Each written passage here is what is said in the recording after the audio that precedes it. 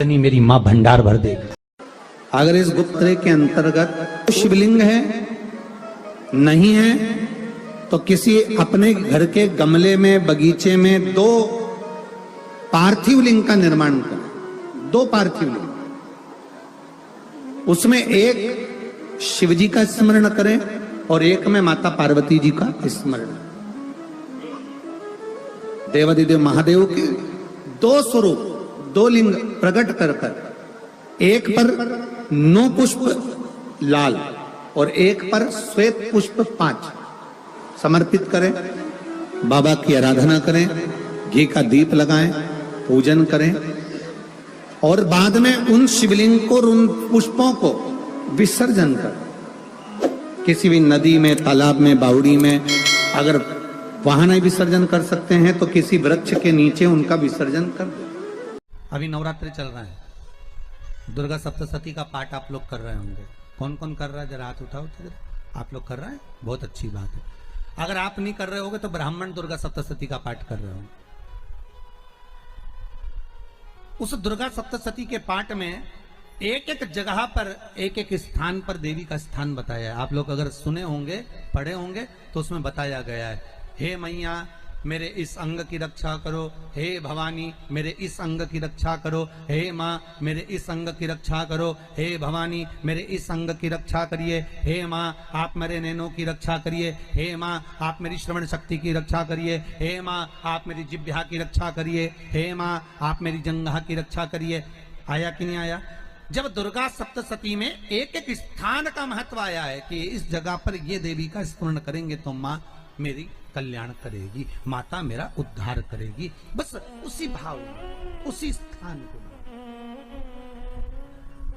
शंकर के शिवलिंग में भगवान शिव का संपूर्ण विग्रह। और जब शंकर का संपूर्ण विग्रह है तो हम बाबा से अनुमोदन क्यों ना करें? अभी कि जिस व्यक्ति को शरीर में बहुत कष्ट रहता हो, बहुत ज्यादा कष्ट अगर शरीर में रह रहा हो, तो मक्खन, थोड़ा सा गाय के दूध का माखन निकालकर शंकर के शिवलिंग पर जो व्यक्ति बीमार रहता है उस व्यक्ति का स्पर्श कर पर प्रयास करा करो। उस मक्खन का लेपन, जब ये कोरोना महामारी समाप्त हो जाए तब माखन का लेपन शंकर के शिवलिंग पर करना प्रारंभ करो, श्री बिजलेश्वर महादेव का नाम लेकर। कौन से महादेव का नाम लेना है? श्री बिजलेश्वर महादेव। महारानी जगदम्बा जगतधात्री दुर्गा भवानी अब की बार माता जी घोड़े पर आई है।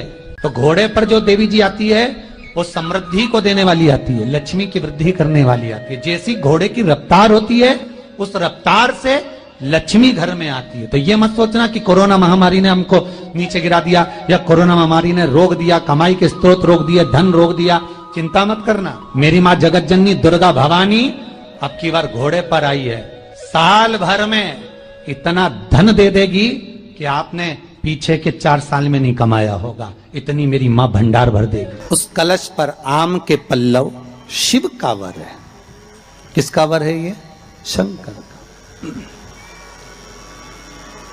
11 आम के जो पत्ते जिस डाली में लगे होते हैं, वो डाली कोमल सी डाली, 11 टुकड़े महाराज एक कच्चे सूत से लपेटकर 11 बार उसका भाग, जब उसको लपेट लोगे इस तरह से इकट्ठा करके, आगे का जो भाग है 11 बार कच्चा सूत लपेटने के बाद जो भाग पीछे का आगे का कोई भी हो उसको शहद में डुबाकर शिव जी को समर्पित कर दो। किस जगह पर रखना है? अशोक सुंदरी वाली जगह। अशोक सुंदरी की जगह जानते हो आप लोग, पहले भी आपको बताया है, आज फिर आपको वर्णन कर दें। जैसे ये गोल जलाधारी है, ये शिवलिंग रखा है,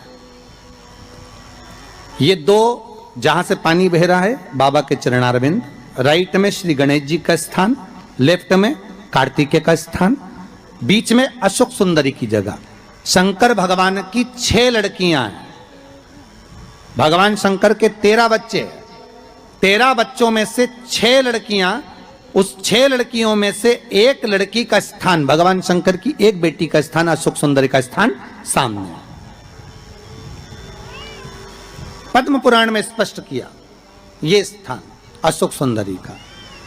शंकर भगवान की जलाधारी में पार्वती जी का हस्त कमल, ऊपर से जो एक एक बूंद पानी गिरता है, ये शंकर भगवान की 5 लड़कियों का स्थान है। जया, विषहरा, शामरी बारी, दौतली और देव।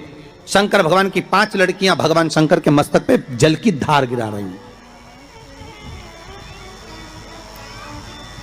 बीच में जो अशोक सुंदरी का स्थान है महाराज, उस जगह पर शहद का मुख, जो शहद आपने भिंगोया है, उस शहद का मुख शंकर जी की ओर कर कर इसी चैत्र के महीने में, इन्हीं नवरात्रि में शंकर भगवान के उस अशोक सुंदरी की जगह पर शहद का भाग शिव जी की ओर रख दें। महाराज, अगर घर में संपदा की कमी हो या कोई पैसा खा गया हो, रुपया नहीं दे रहा हो, पैसा अटक गया हो, तो उस शहद को शिव जी की ओर मुख कर कर उस आम के पल्लव की जो डंडी है उसको 11 डंडी को वहां रख दीजिए और उससे अपनी कामना कर कर आ जाइए। हो सके उस शहद में से थोड़ा सा शहद किसी रुमाल पर, किसी कपड़े में लगाकर उसको रख लीजिए। जिस व्यक्ति से पैसे लेना है, जिस व्यक्ति से पैसे मांग रहे हो, उससे एक बार जाकर मिल लीजिए, एक बार उसको खबर कर दीजिए।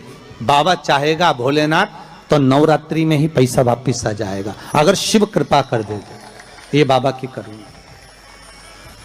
आम का पल्लव कोई साधारण नहीं जिसको कलश के ऊपर रखा जाता है, शिव की कृपा। जिस आम के पेड़ पर स्वयं कामदेव चढ़कर भगवान शंकर के तीसरे नेत्र द्वारा जलकर भस्म हो जाते हैं, वो आम का पेड़ साधारण नहीं हो सकता, सहज नहीं है। और वैसे भी शिव शिव है महाराज। सबसे पहली नवरात्रि का व्रत किसने किया था? उत्तर दीजिए। सबसे पहला नवरात्रि का व्रत, नवरात्रि की उपासना सबसे पहले किसने करी थी? भगवान राम ने। अश्विन के नवरात्रि में भगवान राम ने 9 दिन तक कलश की स्थापना कर कर लंकाधिपति रावण को मारने के लिए मां जगत जननी की आराधना करी। भगवान राम ने मां जगत जननी की आराधना, मां जगदम्बा की आराधना।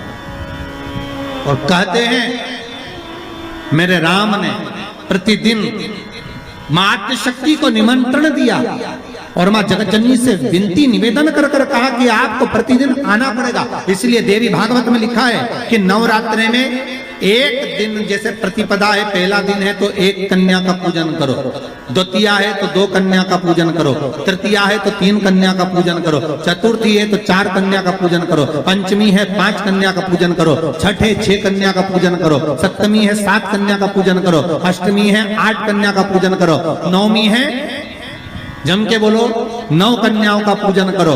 और अगर इस तरह से आप पूजन नहीं कर सकते नवरात्रि में, तो 9 कन्याओं का पूजन एक साथ या तो अष्टमी के दिन या नवमी के दिन कर दो, या मध्य में, बीच में भी आप कर सकते हो एक साथ। पर अगर आपकी कोई कामना है, आपकी कोई इच्छा है, मालूम पड़े, जैसे कई लोग कहते हैं कि हमारी इच्छा है, हमारी वो मकान नहीं बिक रहा, या हमारी वो जमीन नहीं खरीदी जा रही, या हमारी कोई कंपनी नहीं डल रही, या हमारे काम में ये अड़चन आ रही है, तो नवरात्रि में, 4 नवरात्रि में से किसी भी नवरात्रि में आप नियम बना लो कि एक कलश की स्थापना कर कर एक दिन में 1 कन्या का पूजन कर कर उसको भोजन कराना, लाल वस्त्र देना, लाल चुनरी देना।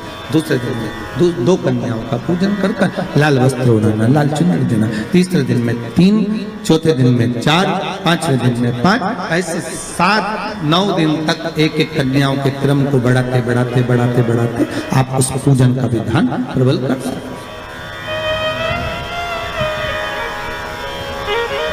आज किसी का फोन था सुबह, तो कोई कह रहे थे कि हमें गुरुजी से बात कराओ, तो समीर जी ने बताया कि फोन आया था और वो बोल रहे थे कि हमें नवरात्रि में अगर मान लो कोई साधना करना हो तो कौन सी साधना करना चाहिए, हम किसकी आराधना करें, हम 9 दिन तक किसकी साधना करें। तो अगर बन सके तो देवी भागवत में सबसे सुंदर साधना यही है कि हम एक दिन में एक कन्या के चरण धोकर पूजन कर कर उस कन्या को भोजन कराकर उसका स्मरण करें। हाँ, ये जरूर है, तब आप किसी कन्या को एक दिन में एक, 2 दिन में 2, 3 दिन में 3, 4 दिन में 4, 5 दिन में 5, ऐसे नवरात्रि 4 बार जो नवरात्रि आती, किसी भी नवरात्रि में आप स्मरण कर, उसका फल मिला।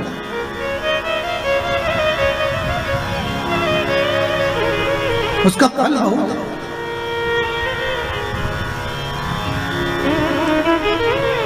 जैसे बेलपत्री का किया गया दान छिन्न नहीं माना गया। किस चीज का दान? जम के बोलिए जरा। बेलपत्री। बेलपत्री का किया गया दान छिन्न दान नहीं है, समाप्ति नहीं होती। बेलपत्री अगर आपने कोई आपसे कहा जी तुम्हारे यहाँ बेलपत्री लगी है, जरा 8-10 दे दोगी क्या? बिल्कुल। और उससे कहो बेलपत्र तू मत तोड़, हम तोड़ कर देते, और अपने हाथ से बेलपत्र निकाल कर उसको दो दान। ये छिन्न दान नहीं है, ये समाप्त नहीं होता। ये बेलपत्र का दान अविरल दान बढ़ता है।